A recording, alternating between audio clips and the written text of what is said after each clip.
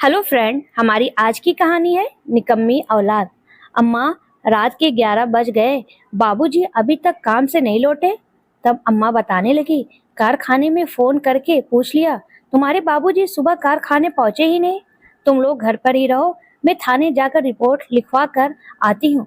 इतना कहकर अम्मा घर से बाहर निकल गई। बड़ा भाई बताने लगा, आज तो बाबूजी का सैलरी का दिन था और मुझे नई बाइक दिलाने का वादा भी किया था। मेरी बाइक का क्या होगा? बहन अलमारी का दरवाजा खोलते हुए बोली, तुम्हें अपनी बाइक की पड़ी हुई है? मैंने अपने लिए बाबूजी से स्कूटी मांगी थी। मेरी स्कूटी अगर नहीं आई तो मुझे बस पकड़कर ही जॉब करने जाना पड़ेगा। तुम दोनों भाई स्कूल छोड़ने के बाद 2 सालों से घर में खाली बैठे हो। बाबूजी कितनी बार कहते थे, कोई छोटा मोटा काम सीख लो, आगे चलकर काम आ जाएगा, 2 पैसे कमाना सीख जाओगे। मगर तुम्हें तो सुबह 10 बजे सोकर उठना है, दिन भर बाहर मोहल्ले में घूमना है और शाम को आकर खाना खाना है और टेलीविजन देखना है। इसके अलावा तो कभी तुमने कुछ सोचा ही नहीं। और नेक राम को न पढ़ाई से मतलब, न बाबूजी के काम से मतलब, बस रोज खर्चे के लिए पैसे मांगता रहता है। उन पैसों का क्या करता है किसी को नहीं बताता। बाबूजी लापता हो गए, मगर तुम्हारी आंखों में एक भी आंसू नहीं। अम्मा बेचारी अकेले ही थाने में गई है रिपोर्ट लिखवाने। थोड़ी देर बाद अम्मा घर वापस लौट आई और बताने लगी, पुलिस वाले कह रहे हैं 3 दिन इंतजार कर लीजिए, अगर नहीं मिले तो हम खोजबीन शुरू कर देंगे। भूख जोरों की लग रही थी, इसलिए हम भाई बहनों ने अम्मा से कहा, अम्मा तुम चिंता मत करो, बाबूजी जल्दी ही वापस आ जाएंगे। रात काफी हो चुकी है, चूल्हे में अभी तक एक रोटी भी नहीं पकी। तब अम्मा बताने लगी, आज बाबूजी की सैलरी किराने की दुकान वाले को देनी थी, तभी तो वह हमें नया राशन देगा। मेरी जेब में तो एक फूटी कौड़ी भी नहीं है, मैं राशन कहाँ से लाऊं? आज रात तुम्हें खाली पेट ही सोना पड़ेगा। रात के 3 बज चुके थे। मैं रसोई घर में जाकर बर्तनों को टटोलने शुरू किया, शायद कुछ खाने को मिल जाए। आटे का कनस्टर खाली था, टोकरी में कोई कच्ची सब्जी नहीं थी। बड़ा भाई और बड़ी बहन भी रसोई घर में आ गए। बर्तनों की खटपट सुनकर, क्यों रे नेकराम, रसोई घर में क्या कर रहा है? बड़ी बहन ने पूछा। बहन को देखकर मैं पेट पकड़कर बोला, दीदी भूख लगी है। तो भाई बताने लगा, अम्मा ने बताया था खाने के लिए कुछ नहीं है, तो तू फिर रसोई घर में क्यों घुसा? चल सो जा, सुबह कुछ इंतजाम करेंगे। अम्मा भी तो भूखी है। मगर मुझे भूख के मारे नींद नहीं आ रही थी। हम तीनों बहन भाई उस रात जागते रहे और जागते जागते ही सवेरा हो गया। किसी ने दरवाजा खटखटाया तो मैंने दरवाजा खोल दिया। अखबार वाला सामने खड़ा हुआ था, कहने लगा, महीना पूरा हो गया है, पैसे दे दीजिए। अखबार वाले की बात सुनकर अम्मा दौड़कर गेट पर आई और कहने लगी, अखबार के रुपए अगले महीने चुका देंगे और आप अब हमारे घर अखबार मत लाया करो। अखबार वाले ने अम्मा से पूछा, आप ऐसा क्यों कह रही हैं? तब बहन ने बता दिया, बाबूजी की सैलरी अभी तक नहीं मिली, बाबूजी कहीं खो गए हैं, पुलिस उन्हें तलाश रही है। तब अखबार वाले ने कहा, अगर आपके बाबूजी नहीं मिलेंगे तो क्या मेरे अखबार के रुपए नहीं आप लोग दोगे? मुझे भी रुपया आगे देना होता है, मैं कुछ नहीं जानता। 2 दिन की मोहलत दे रहा हूँ, मेरे अखबार के रुपए मुझे दे देना, उसके बाद मैं आपके घर कभी नहीं आऊंगा। अखबार वाला हमें धमकाकर चला गया और जाते जाते अम्मा से कहा गया, तुम्हारे इतने बड़े हट्टे कट्टे 2 लड़के हैं, क्या यह नौकरी करके घर नहीं चला सकते जो बाबूजी का इंतजार कर रहे हैं? बाबूजी भी आ जाएंगे, मगर इन बच्चों को भी तो काम करना चाहिए, अपने बाबूजी का हाथ बटाना चाहिए। मेरी नजर बार बार चूल्हे पर जा रही थी। मैंने अम्मा को बताया, आस पड़ोस से कुछ कर्जा मांग लो, कम से कम आज का दिन तो बीत ही जाए। कल शाम से कुछ नहीं खाया। तब बहन चिल्लाते हुए बोली, बाबूजी खो गए और तुझे रोटी की पड़ी है? तभी एक महंगी साड़ी पहने हुए एक सुंदर सी महिला गेट पर खड़ी होकर बोली, 2 महीने से इस कमरे का किराया नहीं दिया, अब तीसरा महीना मैं नहीं लगने दूंगी। और यह मत कहना कि तुम्हारे बाबूजी खो गए, ये सब नाटक बहुत पुराने हो गए हैं। आज शाम को 3 महीने का किराया ना दिया तो शाम को अपना घर खाली करवा लूंगी। अभी जाती हूँ। और वह पाजेब की छम छम करती हुई सीढ़ियों से नीचे चली गई। बड़ा भाई बोला, अम्मा मेरे पास गाड़ी का लाइसेंस है। 6 महीने पहले मुझे ड्राइवर की नौकरी मिल रही थी एक सेठ के पास, मगर मैंने नौकरी के लिए मना कर दिया था। उनका कार्ड भी मेरे पास है, शायद वहाँ नौकरी लग जाए। बड़े भाई ने तुरंत अलमारी से कार्ड निकाला और नंबर मिलाया। कॉल लग गई। नमस्ते, मेरा नाम नवीन है। 6 महीना पहले आपने मुझे कार्ड दिया था ड्राइवर की नौकरी के लिए। मुझे नौकरी की आज सख्त जरूरत है। आप सैलरी बता दीजिए। उधर से आवाज आई, सैलरी तुम्हें मिल जाएगी, आप अभी ड्यूटी पर आ जाइए।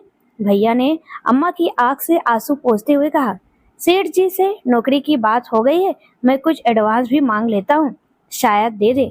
सेठ जी से एडवांस की बात करने पर सेठ जी मान गए। भैया खुश होते हुए बोले, अम्मा मैं अभी आधे घंटे में एडवांस लेकर आता हूँ, फिर तुम किराने की दुकान से राशन ले आना। भैया घर से बाहर तुरंत निकल गए।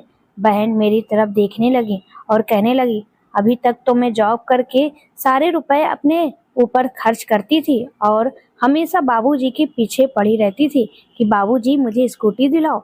चोरी छिपे मैंने कुछ रुपए जमा किए थे, उन रुपयों में से 1 महीने का किराया आराम से चुकाया जा सकता है। मकान मालकिन से और मोहलत मांग लेंगे, धीरे धीरे उनका किराया का रुपया भी चुका देंगे। बड़ी बहन ने अलमारी से रुपए निकालकर अम्मा के हाथ में पकड़ा दिए और कहा, लो मकान मालकिन को 1 महीने का किराया पहुंचा दो। अम्मा रुपए लेकर मकान मालकिन को देने चली गई। मैंने बहन को बताया, मोहल्ले में एक नया साड़ी का शोरूम खुला है, शायद मुझे भी वहां नौकरी मिल जाए। मैं अभी शोरूम के मालिक से बात करके आता हूँ। घर से बाहर निकलने पर कुछ दूरी पर वह शोरूम मिल गया। बोर्ड अभी भी लगा हुआ था, यहाँ हेल्पर की जरूरत है। दुकान मालिक को मैंने बताया, मुझे नौकरी की सख्त जरूरत है, जैसा भी काम हो मैं कर लूंगा। कहाँ रहते हो तुम और तुम्हारा नाम क्या है? शोरूम के मालिक ने पूछा। जी मेरा नाम नेकराम है, इसी मोहल्ले में रहता हूँ। मेरी बात सुनकर उसने फिर कहा, इस दुकान में महिलाएं आती हैं, उन्हें साड़ियाँ दिखानी होती है। सुबह दुकान 10 बजे खुलती है। दुकान खुलते ही तुम्हें झाड़ू लगाना है और फिर उसके बाद ग्राहकों को साड़ियाँ बेचनी है। अगर तुम ज्यादा से ज्यादा साड़ियाँ बेचोगे तो तुम्हें अलग से कमीशन भी मिलेगा। तुम चाहो तो अभी से काम शुरू कर सकते हो। बाबूजी खो गए, यह बात मैंने शोरूम के मालिक को नहीं बताई, कहीं वह कहने लगे कि नौकरी पाने के लिए तुम झूठी मनगढ़ंत कहानी सुना रहे हो। यही सोचकर मैंने बाबूजी का परिचय नहीं दिया और यह कह दिया, अब मैं बड़ा हो गया हूँ, घर के खर्च काफी बढ़ चुके हैं, हमारे बाबूजी अब बूढ़े होते जा रहे हैं, एक ना एक दिन हमें ही उनका सहारा बनना है। शोरूम का मालिक मेरी बातें सुनकर खुश हुआ और कहने लगा, मैं शोरूम में केवल उन्हीं लड़कों को रखता हूँ जिनका मैं घर देख लेता हूँ और उनके परिवार वालों से मिल लेता हूँ। अभी मेरे पास समय नहीं है, 2 दिन बाद आऊंगा तुम्हारे बाबूजी से मिलने के लिए। मैं चुपचाप काम पर लग गया। दोपहर होने पर दुकान के मालिक ने मुझे 2 समोसे और चाय पिलाई। खाली पेट में कुछ जाने से मुझे कुछ आराम मिला। धीरे धीरे शाम बीत गई। तब शोरूम के मालिक ने कहा, नेकराम इधर आओ, आज तुम्हारा पहला दिन है, यह लो 100 रुपए। क्या पता तुम कल ना आओ, इसलिए आज की पेमेंट मैंने कर दी है। अगर तुम कल आओगे तो तुम्हें और रुपए मिलेंगे। मैं जरूर आऊंगा।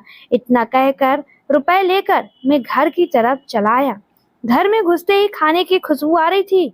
अम्मा चूल्हे में कढ़ी पकोड़ा बना रही थी और गर्मा गर्म रोटियां पकाकर पहले से ही एक टोकरी में रखी हुई थी। मैं समझ गया था भैया को एडवांस मिल गया, इसलिए अम्मा खाना पका रही है और मकान मालकिन भी नहीं आई क्योंकि बहन ने 1 महीने का किराया दे दिया था। अम्मा पकाती गई और हम भाई बहन खाते गए, मगर अम्मा ने एक रोटी का निवाला भी नहीं खाया। घर के भीतर की कुंडी लगाकर हम बिस्तर बिछाने की तैयारी करने लगे, मगर मेरा एक चादर कम था। मैंने अम्मा को बताया, अम्मा इस घर में तो 6 चादर है, मगर मैं बार बार गिनती कर रहा हूँ, चादर की संख्या केवल 5 है।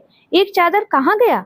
शायद पलंग के नीचे होगा। मैं पलंग के नीचे झांकने लगा तो अम्मा ने मुझे रोका। नेकराम, तू पलंग के नीचे मत झांक, वहाँ बहुत से पुराने और टूटे हुए बर्तन पड़े हुए, कल सुबह चादर ढूंढ लेंगे। पलंग के नीचे झांककर मुझे ऐसा लगा जैसे बर्तनों के बीच में कोई बड़ी सी पोटली पड़ी हुई है। पहले तो यह पोटली नहीं थी। पोटली को गौर से देखने पर मुझे लगा पोटली हिल भी रही है। मैं चिल्लाया, मम्मी पलंग के नीचे जरूर कोई चोर छिपा हुआ है। भैया और बहन जल्दी से डंडा उठा लाए। तभी अम्मा चिल्लाई, अरे रुक जाओ, डंडा मत मार देना, वह चोर नहीं तुम्हारे बाबूजी हैं। हमें समझ आ चुकी थी कि बाबूजी ने हमारे साथ एक नाटक किया है।